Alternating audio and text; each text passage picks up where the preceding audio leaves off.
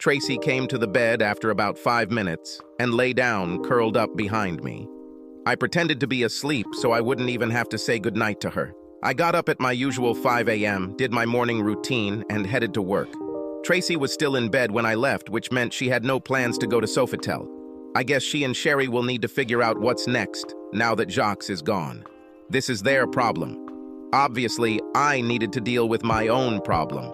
Work had always been a source of solace for me when things weren't going well in my life, and I hoped that trend would continue. I work for Mayoni Pharmaceuticals, where I am the vice president of sales. Even though I am 45 years old, I belong to a new breed in this industry. I'm a chemist by training, so unlike most sales guys in my industry, I actually know how products are made and what exactly they do. I was even involved in the creation of one of our products, Cockcrazidol, a pill that helps reduce female libido for those who are overly horny. It was a great product for us, and I made a good profit from it for myself. I also make a very good salary, and with Tracy's salary, we were doing very well.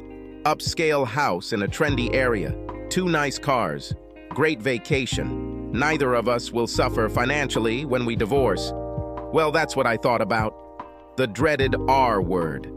I didn't think about it until now, probably because it was cloudiness in my mind from the moment I found out Tracy was cheating. Since Allison was in college and moved away from home, there's really no reason for us to stay together. Other than the fact that Tracy ripped my heart out, there shouldn't be anything special about it. My boss, Arnold Kramer, and I have worked together for 18 years. After 5 years of working as a chemist for another pharmaceutical company. I met Arnie at an industry convention, and we talked about a lot of things. It was he who said that I should try my hand at sales and then offered me a place in his company. I liked the idea and went to work for him. Arnie was 100% correct in his assessment of my skills, and we both benefited greatly from it. And not only do we work well together, but he turns out to be a damn nice guy. And we developed what I hope is a close, lifelong friendship. Arnie has been married to his wife, Lauren, for nearly 30 years. He has 2 grown children and 5 grandchildren. He's 52 but acts like he's 30. Lots of energy, sharp as a tack. And not only is he smart, but he's not afraid to hire other smart people. I'd like to think I'm one of them. Arnie seemed crushed when I told him that Tracy cheated on me and I was going to divorce her. He asked me if I was sure she really cheated, and I said yes. He didn't press for details, and I didn't say anything. We would talk in due time, and he knew it. Nevertheless, he reached into his file cabinet and pulled out a card from the law firm representing the company. Arnie is incredibly loyal to people who do good work for him. And he trusted the guys in this company who had a small divorce division. He told me to take whatever time I needed, but I assured him that I would only need to spend a few hours here and there. It should be a simple matter, after all, I noted. We lived in a no-fault state, we both wanted to do right by Allison, and we both had our own retirement accounts that we could each keep. We could split the proceeds for the house. God, I missed this one by a mile. When I got home from work that evening, Tracy was dressed for the occasion, dinner was on the table, my favorite, supreme spaghetti, and she had opened a nice bottle of Merlot. Everything looked so good that I didn't have the heart to remind her that it was Jacques who was a wine aficionado, and that I like my spirits distilled. I think under pressure it's hard to remember everything about both of your husbands. Tracy was her usual chatty self while we ate, acting as if nothing had changed between us. I waited about 10 minutes before ending the charade by finally using those famous 4 words that no spouse ever wants to hear. We need to talk. No, we don't need that. She practically snapped at me. I have to admit, I was shocked by her answer and her tone. I caught up with her, and she admitted that she had been having a years-long affair with her boss. She knew how I felt about infidelity. How could she think that I would keep her? I was hoping we could at least talk like civilized adults before I serve you. I told her as calmly as I could. You can do whatever you like to get me served, but I won't give you a divorce, she said, with more than a hint of irritation in her voice. The point is that you love me, and I love you, and I won't let you go. I will fight this every step of the way. You're being stupid and you're going to ruin the best thing you've ever had, all because your pride is hurt. I started to answer, but she interrupted me. Until you found out about Jacques and me, did I ever give you any reason to doubt my love for you? Have I ever neglected you in any way? You absolutely got as much good sex as you wanted, and I took care of you in every way, physically, mentally, emotionally. Aren't we each other's best friends? If you had not known this by this unfortunate accident, you would have gone to your grave loving me completely until your last breath. You would never understand anything. Can't we just get back to this? No, because I found out. You don't love me as much as you say because otherwise, you couldn't give yourself to another man, both in soul and body. You knew it was wrong, so you hid it from me. I don't call 2 decades of deception love. It's bad enough that you have sex with another man for 2 decades, but you tell me that you love him. You were close to him just like you were close to me. What kind of love is this? Forget about sex for a moment. Can't you see that every ounce of love you gave him, you stole from me? I had more than enough love for you too, Tracy shouted back to me. He was man enough to understand this, but I spared you, so I never told you about it. And now you're proving that I was right. Courageous enough? Was I not man enough? Because I wouldn't let you have a sexual partner and a half-husband on the side? This is absolute crap. I wasn't stupid enough to let you do this to me voluntarily, so you made the decision yourself for yourself. Completely for yourself. It was all about what you wanted and got. And believe me, I have no doubt that if I had not found out about this, I would have gone to my grave a completely happy man and the biggest idiot in the world. And you could just write this on my fucking tombstone. Here lies Rick Avondale, the luckiest fool in the world. He thought life was wonderful because he had no idea that his wife had 2 husbands. The service and funeral took place 3 days later, on Monday. I was not present. I got up like any other morning and went to work. When I got home, Tracy and Allison were in the kitchen, still wearing the mourning clothes they wore to the funeral. I walked up to my daughter, who was home from college, and tried to hug her. After all, she had not been home for about 2 months. I said tried, because the hug never materialized. At first, she recoiled from my touch, then she turned her back to me and walked away, quietly crying. Tracy put her hand on my forearm and shook her head gently. Under normal circumstances, I would have taken the hint and left it as is. But these were no longer normal circumstances. I literally growled. I went upstairs to the bedroom, grabbed enough clothes to last me a few days, grabbed my toothbrush and toiletries, and left. Tracy started blowing up my phone almost the minute I walked out. I allowed all calls to go to voicemail. However, I had to give Allison credit for one thing. Unlike her mother, she didn't pretend that everything would be fine. At some point, she decided that I was the asshole in this play and she was going to make me pay. Well, if she was going to make me pay by ripping my heart out, she had accomplished her mission. Not only was she not my child biologically, but she just made it abundantly clear that she was no longer my child emotionally. It just got worse by the minute. On Tuesday, I took advantage of my free time, went to the bank and divided all the bills into hers and mine. I closed our credit cards, opened a new one in my name only, and made an appointment with the law office Arnie recommended. They squeezed me in on Thursday. I hadn't slept for 3 days when I went to see my lawyer on Thursday. I swear to God, but his name was Mike Squishy. I hoped he was a much better lawyer than his name suggested. I thought there wasn't really much to discuss. I explained the matter to him in detail and said that I wanted to separate from my wife as soon as possible.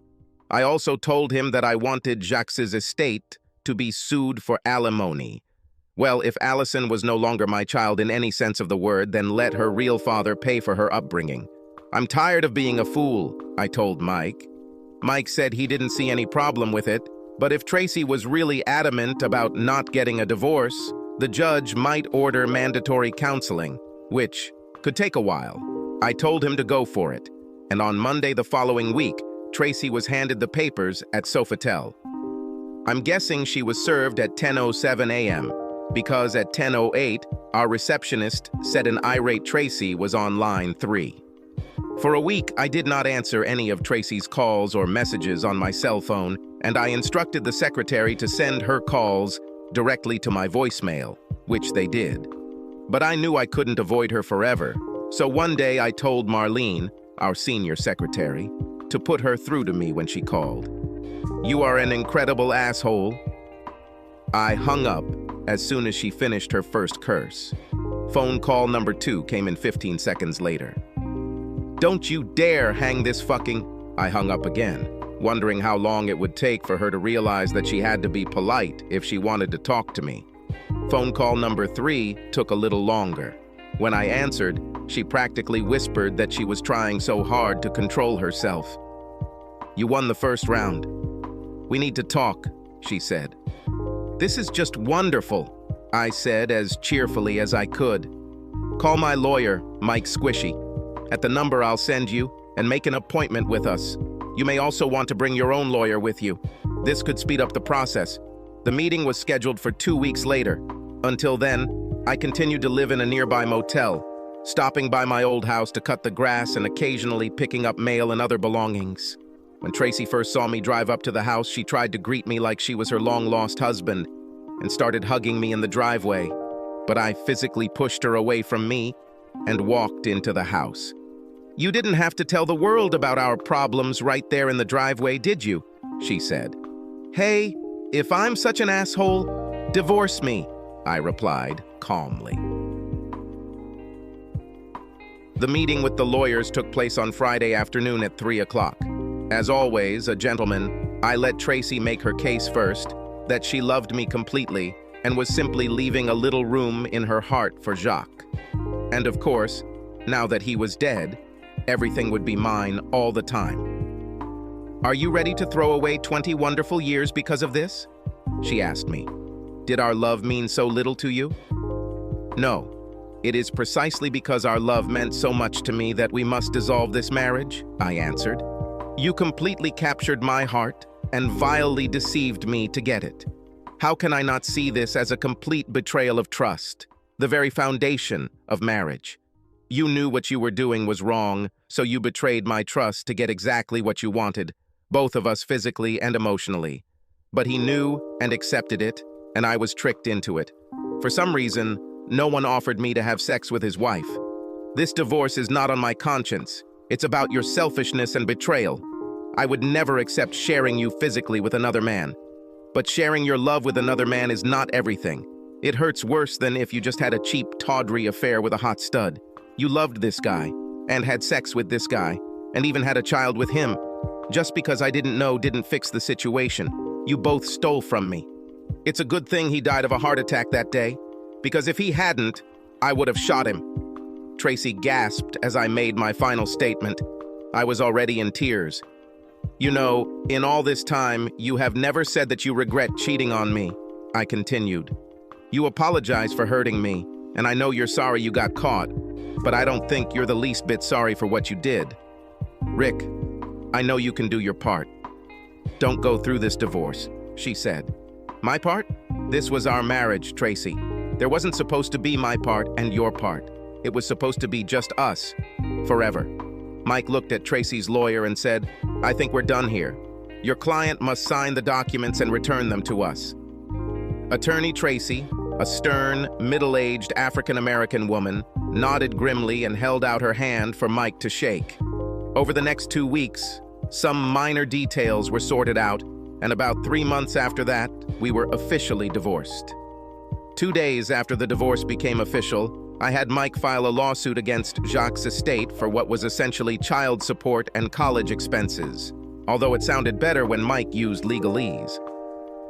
I probably wouldn't have done this if Allison hadn't made it clear to me after the funeral that she wanted nothing more to do with me.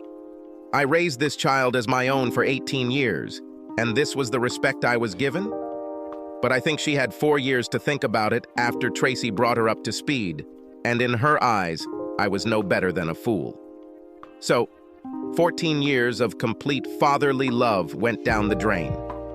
So no, I wasn't offended at all when Mike suggested replacing lost respect with real dollars, $1 million to be exact. I liked Mike's attitude. I was expecting a phone call from Sherry when she was served, but instead I received a call from Tracy. Sherry probably thought I would be more accepting of Tracy's message, even though she was wrong. Was this just another way to get back at me? Are you suffering because of money? Tracy asked when I answered the phone. Well, hello to you too, Mrs. Avondale. It's so nice of you to call. It's not that I don't know why she's calling. You realize this makes you look like a complete moron, right? She commented. Do you realize that I raised and spent my resources on another man's child for 18 years, while you, Sherry, and Jacques had a good laugh at my expense? And this other man's child now thinks I'm nothing more than a dumbass? I don't give a damn what any of you think. I hung up without saying goodbye. I guess Tracy expressed it to Sherry my position, and what a stubborn bastard I can be when I'm right about something, because after her lawyer tried to bargain with Mikey, she just wrote me a check for $1 million. And, as it turned out, a couple of months later, Sherry could easily afford that $1 million, because she sold Softel to a Japanese company for $8 million. Since Jacques was no longer there to run things, this was probably a good business move. The story probably should have ended there, but as old reporter Paul Harvey used to say, now for the rest of the story. 2 days after the sale of Softel, $2 million was transferred into my account in the Cayman Islands. This was my fee for helping Nakatomi Ltd. Obtain Softel within 9 months after Nakatomi's anonymous lawyer and I signed a deal, stating that no matter how it happened or what role I'll play in this, actually, if Nakatomi acquired Softel by a certain date, I would get paid for it. If the acquisition does not take place by that date, the deal would be terminated. So right now you're probably wondering what role I played in the Softel deal. It's a little complicated, but the point is that I wasn't entirely honest with you earlier in the story. Most of the story was based on truth, but some of it was based on what could have been an Academy Award-winning movie directed by me, a guy who seemed completely clueless. Let me explain. In fact, I was an ignorant bastard for about a month before Jacques died. Then I was approached by a lawyer from Nakatomi Ltd. Who wanted me to help him close a deal with Jacques for Softel. Why do you need my help besides the fact that my wife is Jacques' right hand? I asked innocently enough. Because we know you're smart and we think you'll rise to the challenge and get rewarded for outsmarting the asshole who's been cuckolding you behind your back for years, the lawyer said. To say I was shocked would be an understatement. Tracy cheated on me and this guy from Japan knew about it. Are you kidding me? It turns out that Nakatomi Ltd. Has been investigated by several companies, and when these guys do their research, they do everything except examine body cavities. They easily learned about Jacques and Tracy and how Sherry and both daughters fit into the story. They rightly believed that I would be more than willing to do everything in my power to help them. But it had to be done quickly because they were looking at several other software firms, and I had to complete the order within 9 months. However, first they showed me their evidence of Tracy's infidelity. They had photos, videos, phone calls, travel receipts, everything. I had everything in my hands to bury the two of them, and then they motivated me. I make a very good salary, and I didn't necessarily need the money, but they offered me $2 million to help them take the company away from Jacques. Hell, I would have helped them for free at that point, but I wasn't going to tell them that. I just had to figure out my plan of action, and I had to make sure that the money would come to me after the divorce so that I wouldn't have to split it since we live in a no-fault state. But first I needed to calm down so as not to give myself away. My honest first thought was to wait until their next date and storm in and shoot them both. But I didn't like being Bubba's cellmate for the rest of my life, so I had to play it cool and keep acting like I don't know shit. Something I've been doing for 20 years, so who cares if I play along a little longer? I told Arnie that I found out about Tracy and Jacques, but I didn't tell him how I found out.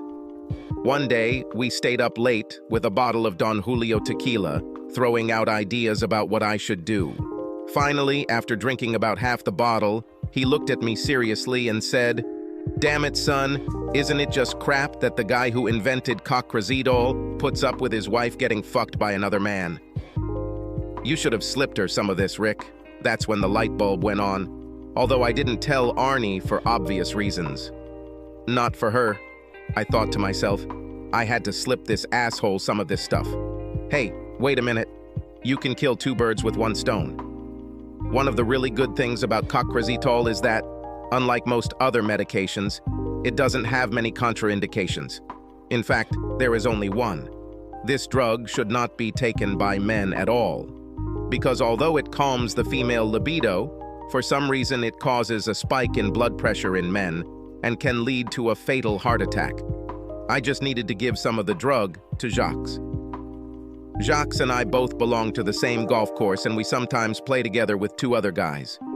I arranged for the four of us to play the following Saturday, with a stop at a restaurant for a nice lunch after the first 9 holes. The first 9 holes were good, and we had about 90 minutes for lunch and drinks before our second 9. You have to remember that I'm a pretty good salesman. So while we were sitting there eating and drinking, I looked at Jacques and casually asked, "Hey buddy, are you okay? You look a little exhausted." The other 2 guys and I were about 10 years younger than Jacques, and he knew it. So yeah, the question had a slightly depressing effect on him. I could see the wheels turning in his head when I said we could delay the next half by about 30 minutes to give him some rest. "No, I'm just a little tired, but we don't need to move anything for me. I'm fine," he replied. I actually didn't think he looked tired at all, but now I was playing on his insecurities about being the oldest guy in the group. "I've got just what you need, buddy," I said, pulling a small bag of unmarked white pills from my front left pants pocket. "Something I keep just for myself and drink every day with lunch. Helps me get through the rest of the day with ease." I handed Jacques a bag of 5 tablets. "Take these for the next few days, and if you like them, I'll bring you more the next time we meet to play." Jacques took 1 tablet out of the bag, popped it into his mouth, and washed it down with bourbon and ice. He beat his chest like a monkey and let out a Tarzan scream. "Let's go, guys. I'm as cheerful as ever," he shouted cheerfully. In fact, for a few minutes, he probably actually felt energized. Higher blood pressure pumps you up a little, which is why athletes take heart drugs to dope, but too much of a good thing. And for those wondering why I gave him a small baggie rather than a bottle of pills or a box of pills, the reason is that when he's done taking the pills, he'll just throw the bag away rather than keeping it where it won't be found in his pocket, in case someone was rummaging through his clothes when the inevitable happened. Wednesday night. For those paying attention now, these 5 tablets will last until Wednesday, which was a typical night for the Jacques Tracy Love Festival.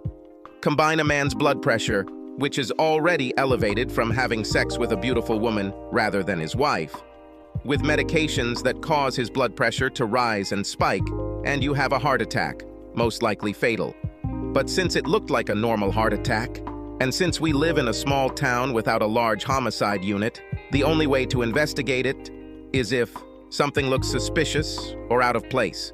So I tried to play my role as the new cuckold to the best of my ability, acting exactly as I had done when I found out about the affair a month earlier. I have to say, I was even impressed with my acting talents. 2 days after the money arrived in my account and was immediately transferred to another account, I invited Arnie and his wife to a large, luxurious dinner, ostensibly to thank Arnie for being a great boss and supporting me in my time of need. He didn't need to know that it was actually to sow the seeds of my revenge. With Jacques gone from both women's lives, the bond between Tracy and Sherry weakened significantly, especially when Sherry had time to think about the fact that Jacques died practically on Tracy. I was also told that Tracy's failure to convince me to drop my claim against the estate for child support made Sherry very angry, although I don't think she realized that Tracy wasn't getting any of that money because at that moment we were already divorced. Sherry fired Tracy shortly after she paid me, and the guys at Nakatomi Ltd apparently spread a rumor in their world about an affair between Jacques and Tracy, effectively ending Tracy's career in business administration. It's probably not very good when the boss dies in bed with you, or rather, on you. Don't cry too much for Tracy, though. She won't be standing in line for bread for a while, and she will be able to help her daughter. Yes, I said to her daughter. Allison made it very clear to me that after Jacques died, she no longer wanted anything to do with me, turning me down not only once, but several times. I guess that's what I get for raising her. providing for her, coaching her soccer team, and going to all her dance recitals. Well, I think I won't repeat this mistake again. I guess I'm doing pretty well for a guy who lost the love of his life after 20 years. It took me a while, but eventually I started dating again. I'm just not sure I'll ever be able to fully trust a woman again, and I'm not sure I'll ever be able to find one that matches what I thought I had with Tracy. But let's not forget that I'm worth about 5 million, so I retired and now only work on special projects for Mayonne. Maybe one day I'll invent a pill that will allow ignorant husbands to spot a cheating wife right away. This would really benefit humanity. Subscribe to our channel so that your second chaff doesn't cheat on you, and go ahead and listen to the next story, because this story is nothing compared to the next one.